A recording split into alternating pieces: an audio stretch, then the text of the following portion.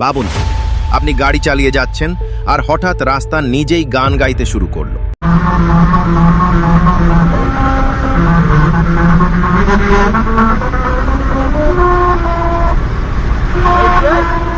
মুম্বাইয়ে তৈরি হয়েছে ভারতের নতুন মিউজিক্যাল রোড, যেখানে নির্দিষ্ট গতিতে গাড়ি চালালে টায়ারের ঘর্ষণ থেকেই ভেসে ওঠে জয় হো গানের সুর। কিন্তু এটা জাদু নয়, পুরোপুরি সায়েন্স।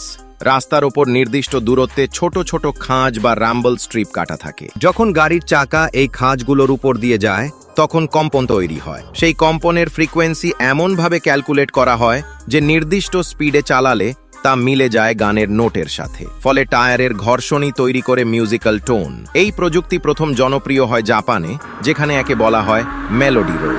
পরে দক্ষিণ কোরিয়া, নেদারল্যান্ডস এবং আরও কয়েকটি দেশেও এটি তৈরি হয়েছে।